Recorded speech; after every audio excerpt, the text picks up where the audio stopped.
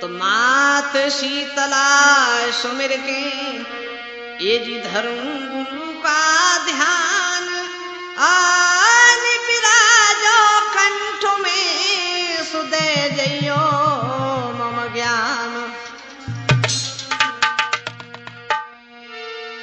कीरत सिंह गुरुदेव के ए जी चरण नवाऊं शीश भैरव गिर स्वामी सदा सुदेते रहो आशीष मंगल भवन मंगल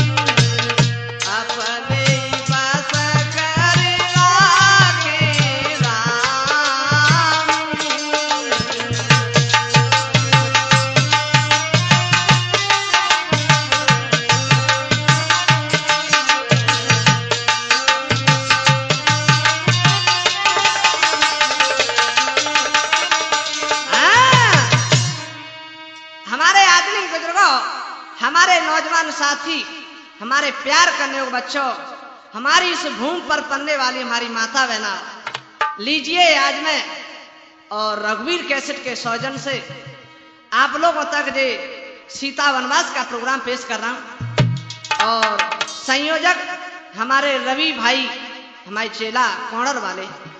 तो लीजिए कथा किस प्रकार से है। तूफानी जी,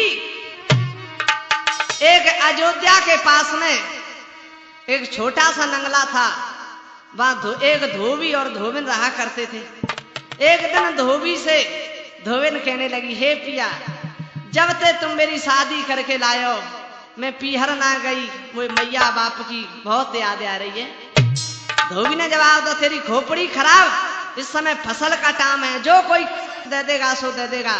नहीं, जिद करने लगी और क्या बोली भैया तूफानी जी, आई के जवती ब्याह भयो मैंने देखो नाई माई का।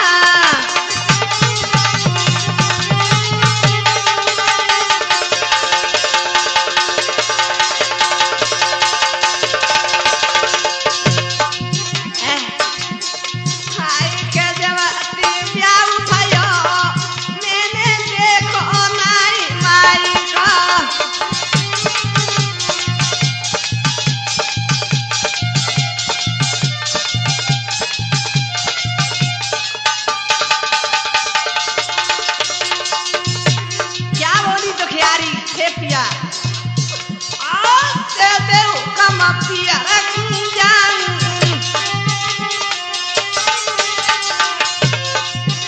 आप बिना ले बउका के लौट के आन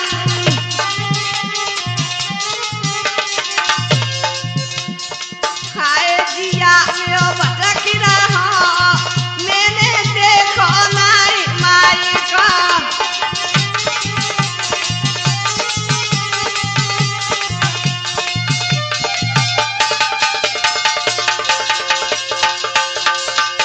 धोबी ने जवाब दो तेरी खोपड़ी खराब तो नहीं कोई लेने के लिए नहीं आया मैं नहीं जाने दूंगा सो कह रही हे पिया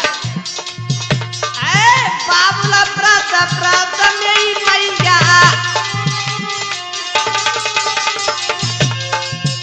ए बाबुला प्रात प्रात मेरी मैया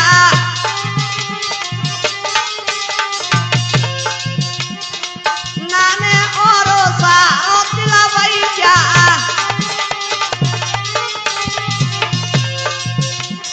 जवाब दो मेरा भैया को हंसो नाने आए नाई बिति भ्रात दया का कह रही आए नाई बिति भ्रात दया मैंने देखो नाई माई का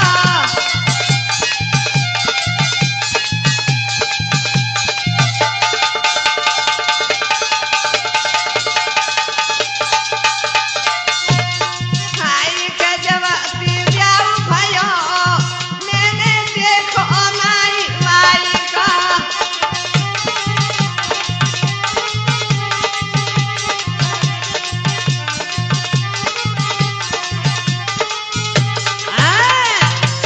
जवाब दो धोबी ने तू चली तो जा लेकिन मैं तुझे लेने के लिए नहीं आऊंगा हाँ ठीक है मैं अपने आप आ जाऊंगा क्या भैया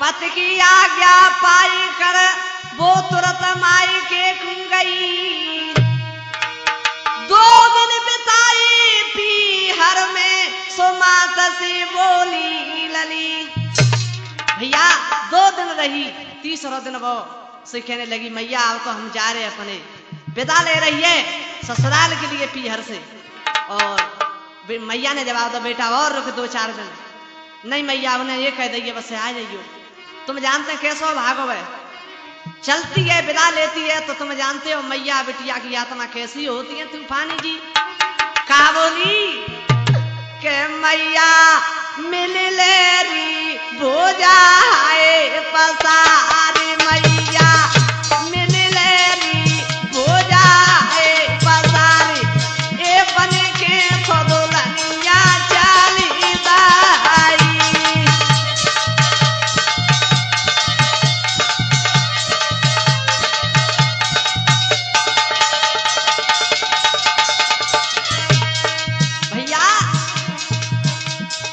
मैया क्या मैया बिटिया की आत्मा कैसी होते आए के मैया रोवाती आंधी आंधी बहाते मैया रोवाती आंधी आंधी बहाते ए बन के फदुलनिया चाली दाई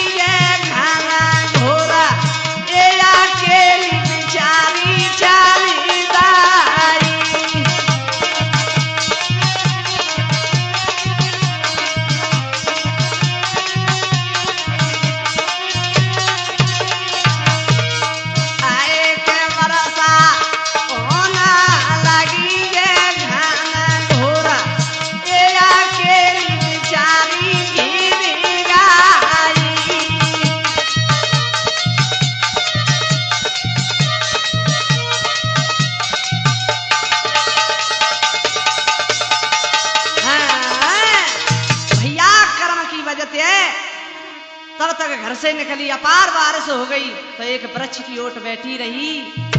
ओहो, तब तक दिन अस्त हो गया और जैसे ही चलती आगे के लिए तो हुआ क्या, नदिया सधार चल रही। एकदम से धोबिन क्या बोली है मल्लाह से, अरे मल्लाह की सुनियो भैया, नदिया से कर दे रे वीरन पार।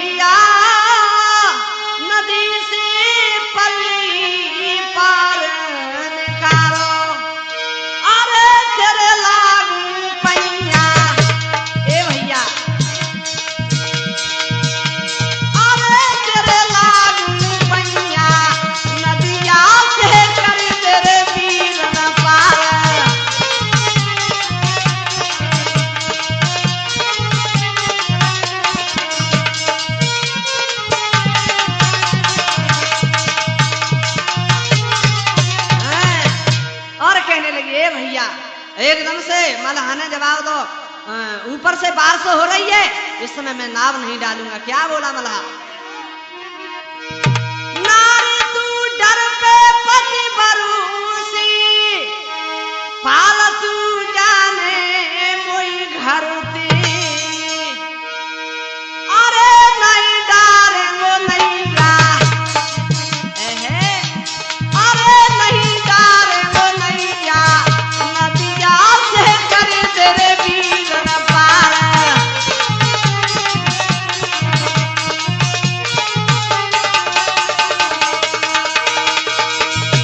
मल्लाह के सुनियो भैया, नदिया से कर दे वीरन पार।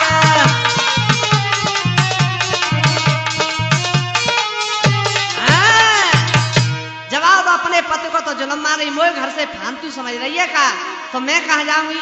मल्लाह ने जवाब दो, यहीं रुक जा मेरे पास और सुबह हो तो चले जाइए। क्या बोला मल्लाह, परवसी में रुक गई वहां, ए मन में कियो विचार, सुबह में घर को जाऊंगी तो पड़े शोषण मारो। धोबिन कहने लगी, अब मैं घर जाऊंगी तो वो ऐसा भागो मेरी खाल को उखाड़ देगा। ओहो, मल्लाह ने जवाब दे, खड़ी होती है, बोहनी ना बट्टो, खुदा से रटो, सवेरे सवेरे रो रही है। क्या बोला, सुबह सुबह की वक्त में क्यों रही हो धन मचाई, या तू मुझको खाएगी मेरी नावे देगी डुबाई, या तू मुझे खाएगी या मेरी नाव को डुबाएगी, सवेरे सवेरे तू रो रही है। जवाब दो, वीरन तुझे मालूम नहीं मेरा पति ऐसा खोटा है, मेरी खाल को उधेड़ देगा। जवाब दे, तो मैं क्या करूं, चली जा यहाँ से, खड़ी हो जा। धोबिन क्या बोली, बिरन विपता में तीरे, बोला तो अनचित भैया बोला,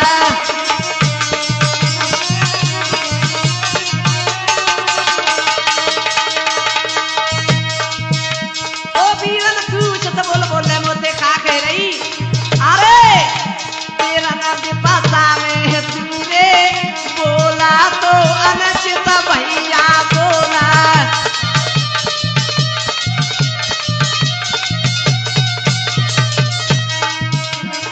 अरे नाई से नाव डो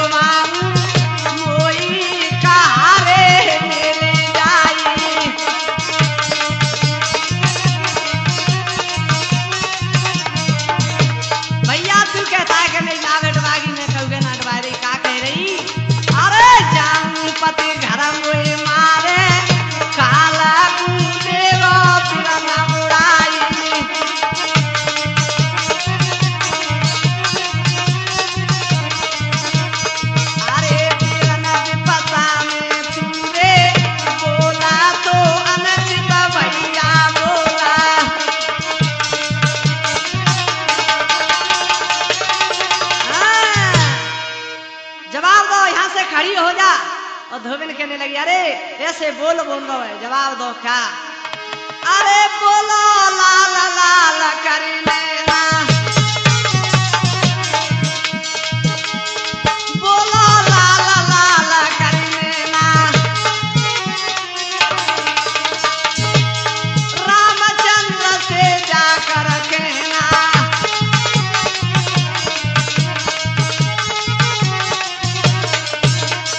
यहाँ से थोड़ी सी दूर पर अयोध्या है, वहां के राजा राम है, उन्हें सुनाना, वो तेरी सारी में पता लेंगे। अब तेरी कोई करे सहाई सहाई गजब वो सहाई, देंगे कोई को रतन बसाई।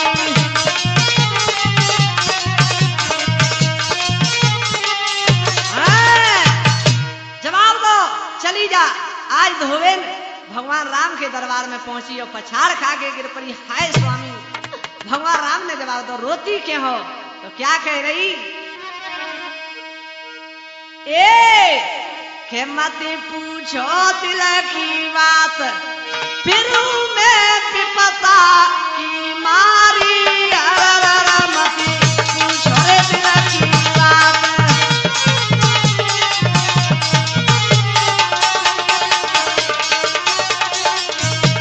तूफानी जी, फिर मैं तो विपता की मारी, मत पूछो रे दिल की बात।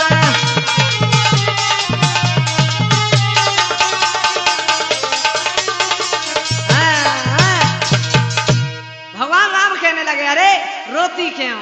जवाब दो स्वामी। जब मैं घर से चली अवेरी और बरसाने गैल में घेरी, मेरे स्वामी और बरसाने गैल में घेरी, मल्हा के नमका नाय डारी, मत पूछो दिल की बात।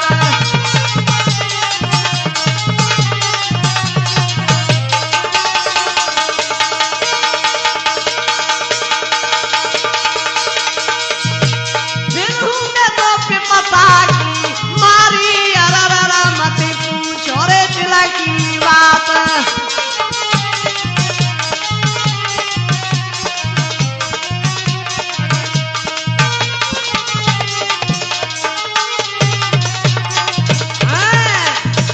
और कहने लगी, सुनो, कोई नहीं है तो मेरे साथ में, और मैं रुक गई वहीं रात में, मेरे स्वामी और मैं रुक गई वहीं रात में, यही मुझ पे विपता है भारी, मत पूछो रे दिल की बात।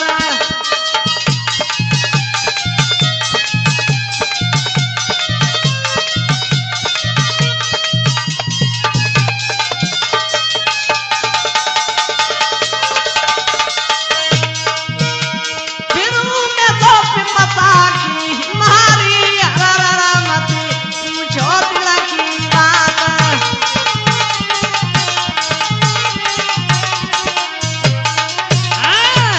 भगवान राम ने जवाब दो, पति पत्नी में आत्मविश्वास नहीं तो बेकार का रिश्ता है। जवाब दो महाराज, वो कहू के रिश्ते न मान तो बड़ा भागो है। भगवान ने जवाब दो, हम अपना एक संतरी भेज देते हैं, वो तुमसे कुछ नहीं कहेगा। महाराज तुम्हारे संतरी के ऊपर मारेगा? नहीं नहीं, वो कुछ नहीं कहेगा। हुआ क्या? जब भगवान ने अपना संतरी पास भेज दिया तो वो धोबी क्या कहते हैं, सुपरी लगा के देख लो, जैसे लग रही मन तो हमारी घरवाली आ रही है, और दूर से कहना वो ही तो है, सवेरे खाते आम सी आए टपकी। का करो? धोबी ने ना पूछता चकरी भैया, का करो रवि? वो बैठो मिला डगर में, कस के मारो लट्ठो कमर में, मेरे स्वामी कस के मारो लट्ठो कमर में। एक धद्दों से बचाई गुड़ मनाई गई, भरो वो गुस्सा में भारी, मत पूछो दिल की बात।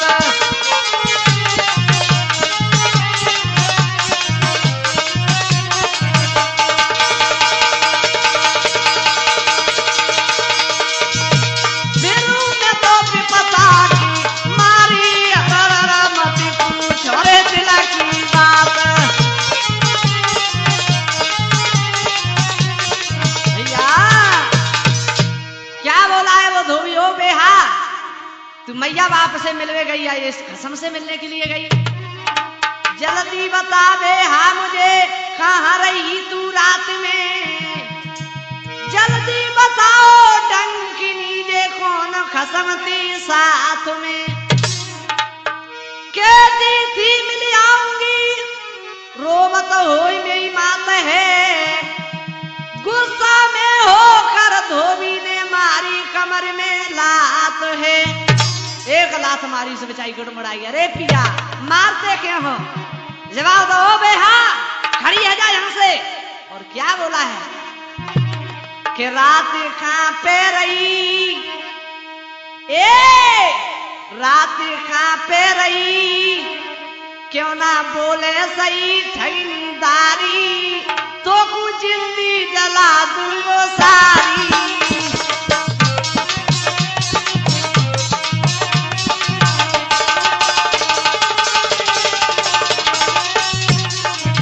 जाओ तूफानी तुम्हारा तो कह वही अलग है। रात कहाँ पे रही, क्यों ना बोले सही ठगीदारी, तुझको जिंदगी जला दूंगो सारी।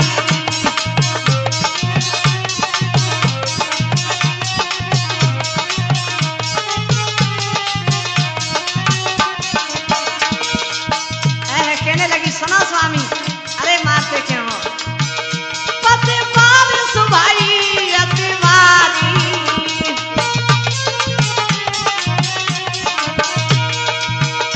मलाह की ने नमकान डारी।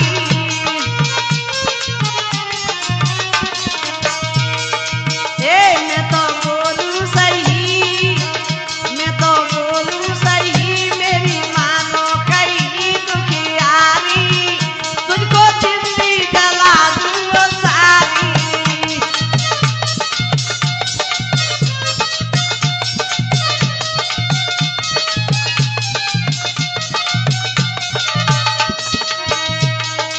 धोबी ने जवाब दो बेहा सुन, ओ जहाँ रही रात वहीं जाना,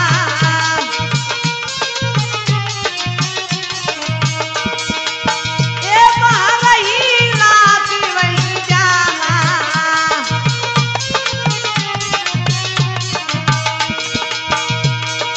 ओ यहाँ की तू आस सज जाना, जवाब जाला यहाँ से वहीं रहना। बातें सुनती रही, बातें सुनती रही, खड़ी रोती रही तो कियारी, तुझको जिंदगी जला दूंगो सारी।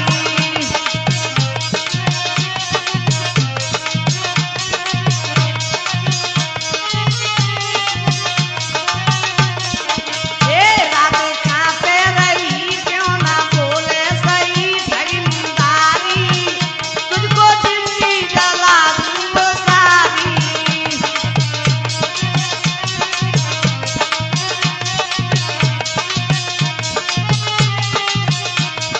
भैया धोबी ने साफ मना कर दिया।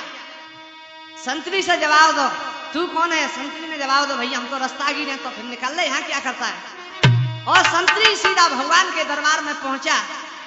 भगवान राम बोले, हे भैया मंत्री, उस अबला नारी का क्या हुआ?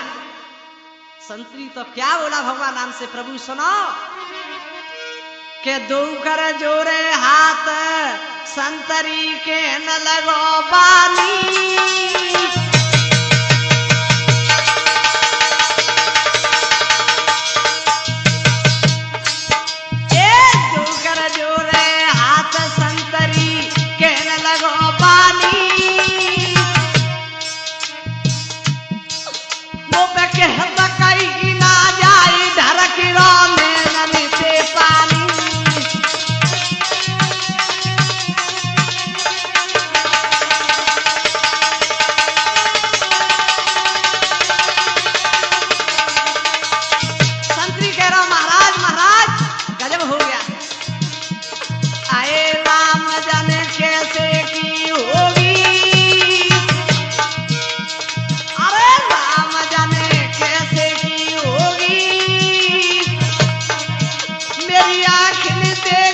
बात मारी रो धोबी तू धोबी।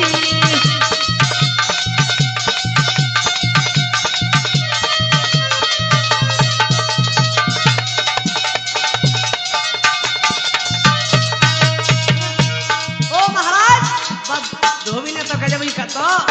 कैसा बेटा बहादुर?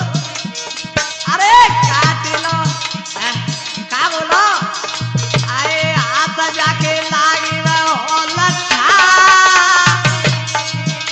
ले लेके तुम्हारो नाम सिया को करे रो ठट्टा।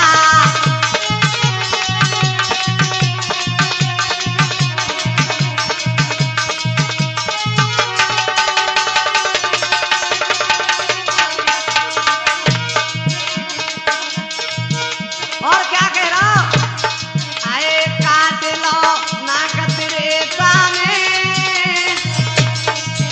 सगल जगह तू एक सो जाने राम सो मोई मती जाने।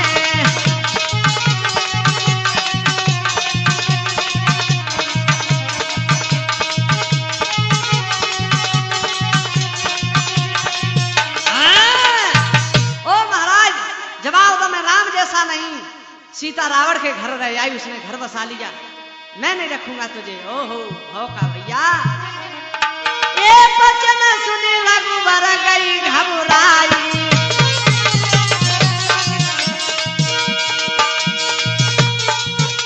बचन सुने रघुबर गई घबराई। बचन सुने रघुबर गई घबराई। ये दिन लक्ष्मण पास बुलाई।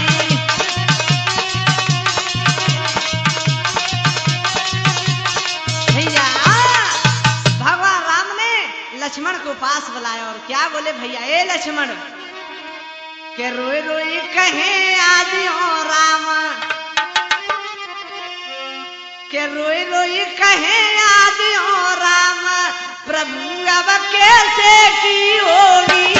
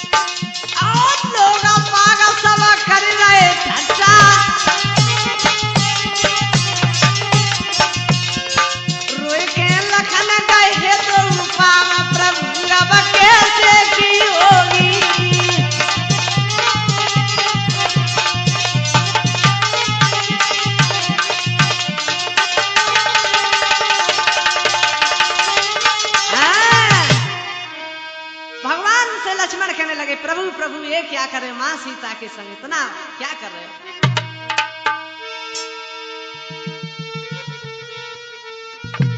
लखन लाल ने कही सुनो बीमानी सोचो मन में आपो कहा दिलो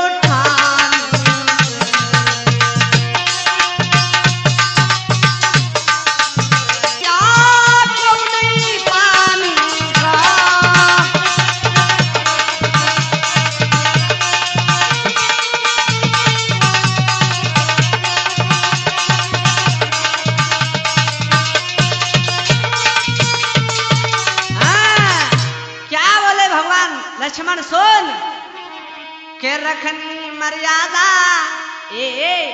के रखनी मर्यादा सुन लखन सिया को ले जाओ बानों में।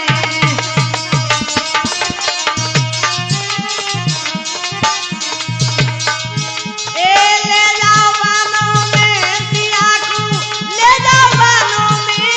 रखनी मर्यादा सुन लखन सिया को ले जाओ बानों में।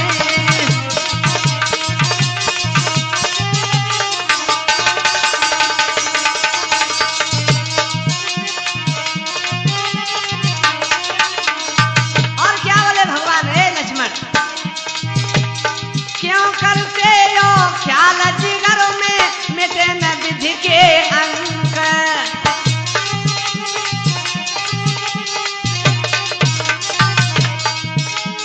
रखे पास जो भात सिया की भारी लगे कलंक इसी में मानो मेरे बिरन सिया को ले जाओ बानों में।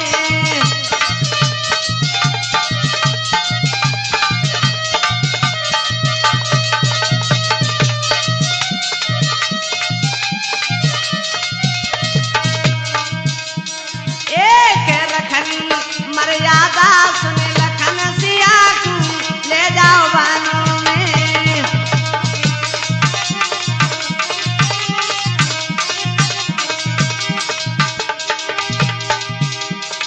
आन मान मरी आता जावे कुल की जावे शान।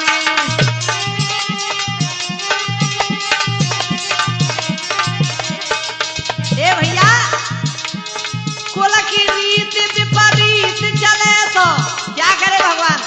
बात सुनो।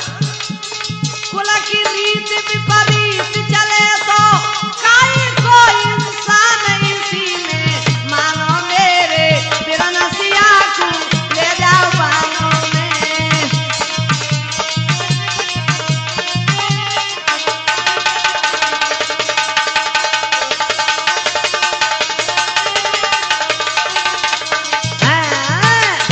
और भगवान कहने लगे हे लक्ष्मण कुल की रीत विपरीत चले तो काय को इंसान। भैया तुम जानते हो हमारे रघुकुल की क्या मर्यादा है? क्या बोले भगवान? आए रघुकुल रीति सदा चली आई।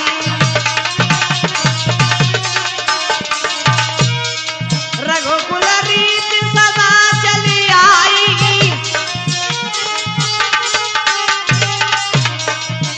आए प्राण जाए पर वचन न जाई।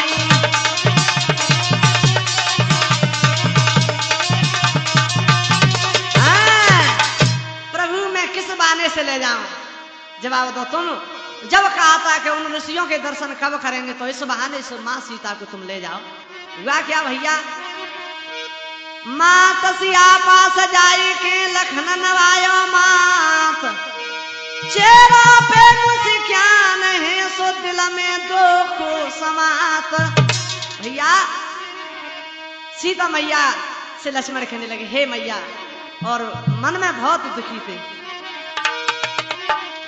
भेजा मुझे श्री राम ने सुनो मात चितलाई। चलो हमारे साथ में ऋषि आश्रम लाए घुमाई। हे मैया चलो तुम्हें ऋषि आश्रम घुमा लाए। ओहो हुआ क्या भैया? आए नहीं समझी चाल विचारी। तूफानी जी तुम्हारा उठा कहे वो है पछतावेंगे बाद में। आए नहीं समझी मरम विचारी।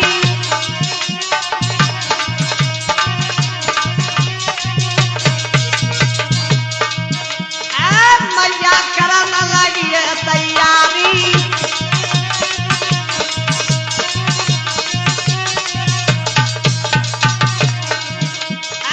मैया करन लगी है तैयारी।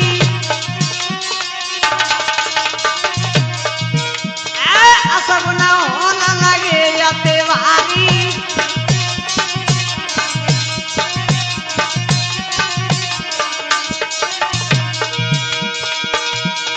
ऊपर कागल है मराई। आगो काट गई ये बिलाई।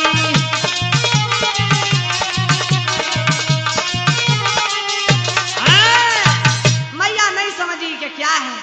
ओह भैया ऊपर काग मड़राने लगे और का है रो? आए के असगुन नजरी परे। जो मैया रथ में बैठी सुनील। आए के असगुन नजरी परे देवर दिखे दारी में कारा।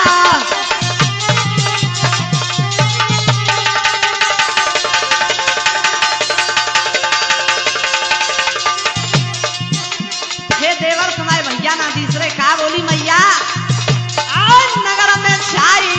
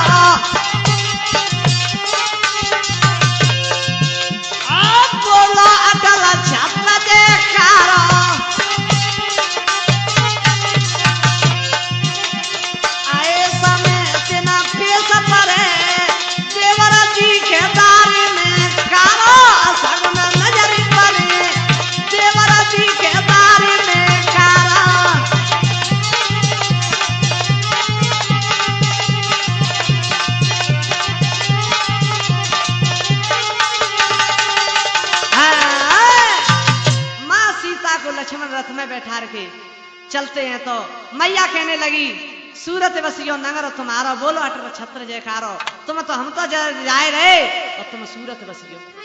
माँ इस प्रकार से कह करके चल देती है आगे। का भो चलते चलते बनी में पहुंचे तो का भो भैया मैया क्या बोली दिवर छाया में सहता लो चलो न जाए छाले पड़ी पामन में दिवर छाया में सहता लो।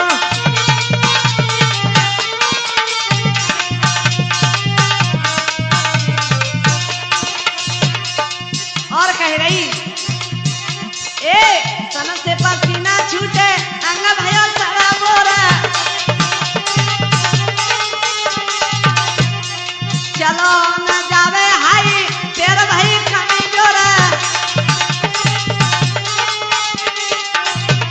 लखनन के पानी रोई पिलाए दे हे देवर लखनन के पानी रोई पिलाए दे चलो न जाए चाली पड़ी पावन में देवर छाया में सहताए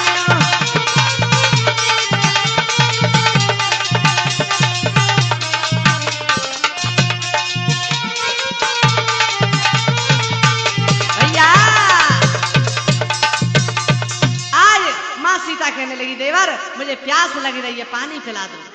माँ सीता को एक बरगद के नीचे बैठा गए और कहा भैया आए लक्ष्मण मन में करता विचार अरे पानी कहूं नजर नहीं आवे प्यास से मैया रही घबराई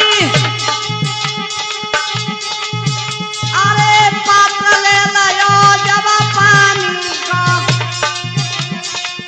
साला सरोवर पहुंचे आई अरे पानी लेके चला बिचारो मेरे महाराज इधर रोई रोई मैया काई रही।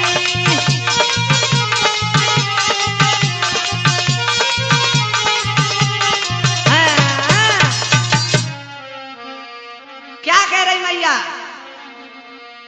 कि लखन लाल लौटे नहीं कहाँ अटके वीर बलवान पानी बिन तो ही दिवर सु निकली जात प्राण एक है कर वो गिरी गई ये जी सीता राजकुमारी देख दुर्दशा मात की सो लक्ष्मण खातू पछाड़ लक्ष्मण पछाड़ खा के गिर पड़े। ओ भैया ये क्या है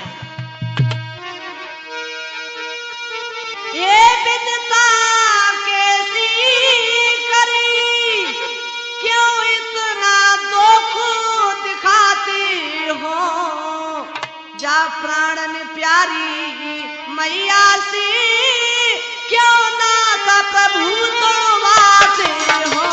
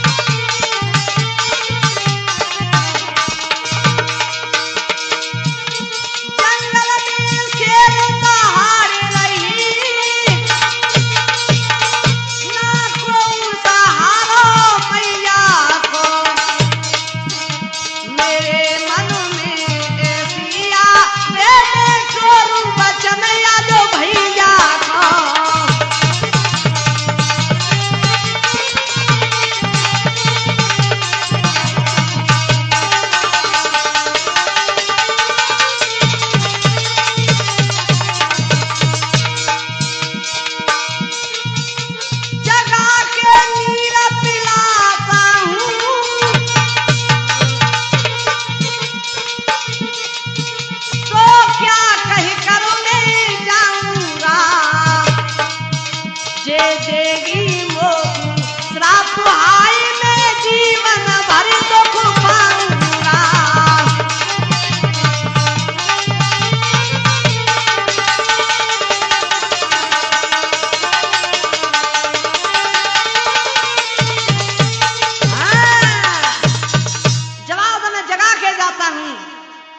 श्राप दे देंगे, जीवन भर दुख पाऊंगा। हुआ क्या? आए दयो टांगी दोना बरगद डाली, बरगद डाली चल देखी कर दई तैयारी।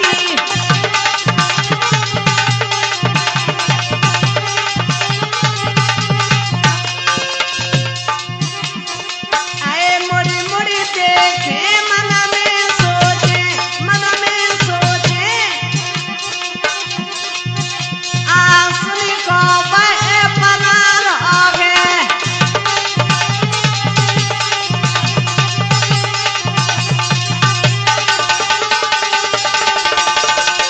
जय हो, जय हो। आए जा विकट बनी में मैया को, आए मैया को दिखे नहीं कोई सहार हो गए।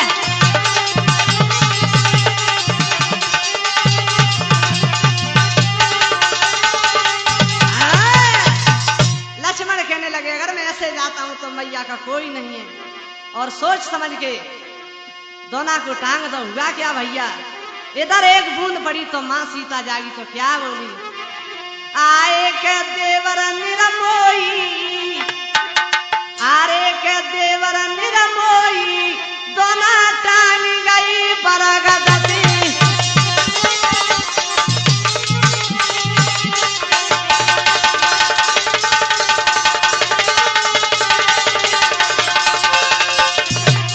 आए के देवर निरमोई दोना टांग गई बरगद दी।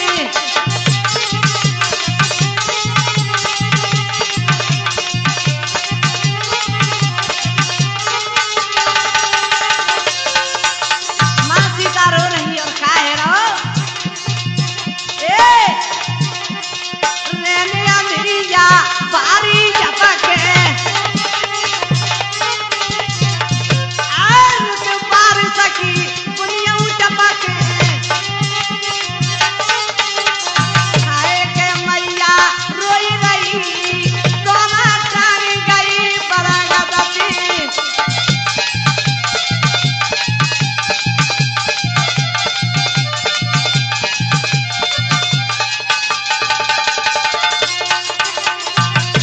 और भैया, और माँ क्या बोली?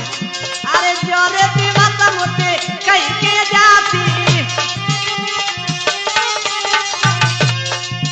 ए जोरे दीवारा मोते कहीं के जाती। आए मुखवारे मोते अस्सी सले जाती।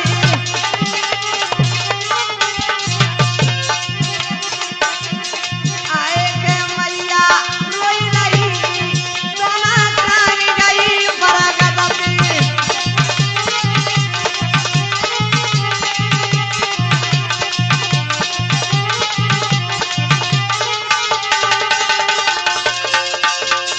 भैया मां सीता रो रही, जंगल में कोई नहीं। हुआ क्या? ए जवरे रू धना मुनि परस पायो, ए आई सीता सो बचन सुनायो। आए के बेटी क्यों रोई रही दोना टांग गई बरगद दी।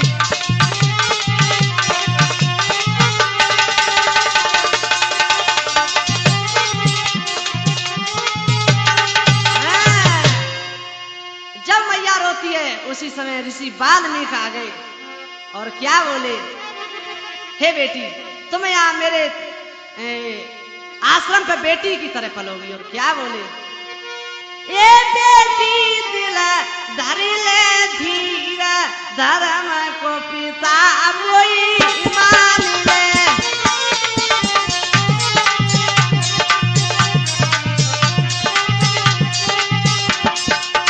क्या कह रहे तूफानी जी?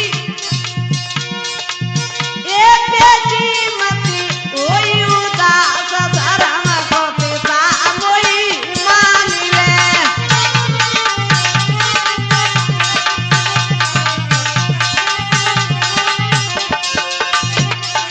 ए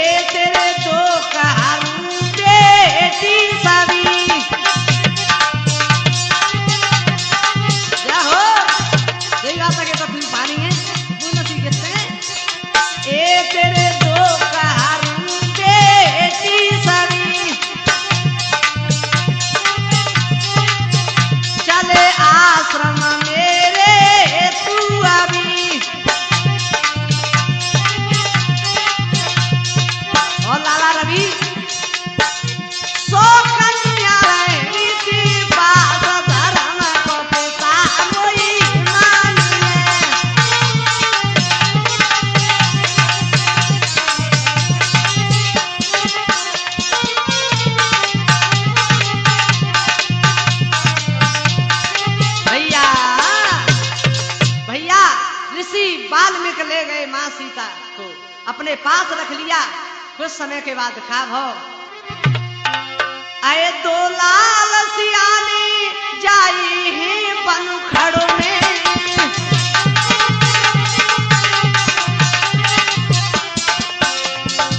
क्या ये हमारे भाई कलाकार कहते हैं जय मेरे गुरुदेव सिंह की लिखी हुई कथा हम गा रहे हैं, तो ऐसा नहीं, माँ सीता ने जुड़वा दो पुत्रों को ही जन्म दिया। कई भाई कहते हैं कि वाल्मीकि ने कुछ से बनाया, अगर कुछ से बनाया होता तो वाल्मीकि धर्म दृष्टि से नहीं देख सकते कि सीता अपने साथ ले गई है, तो ऐसा कुछ नहीं, माँ सीता ने दो पुत्रों को ही जुड़वा जन्म दिया है।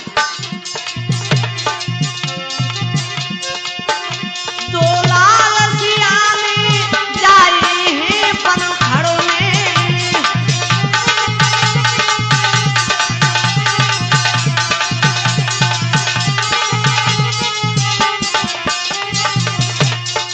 और भैया हमारा ये प्रसंग यही संपन्न होता है, क्षमा करेंगे।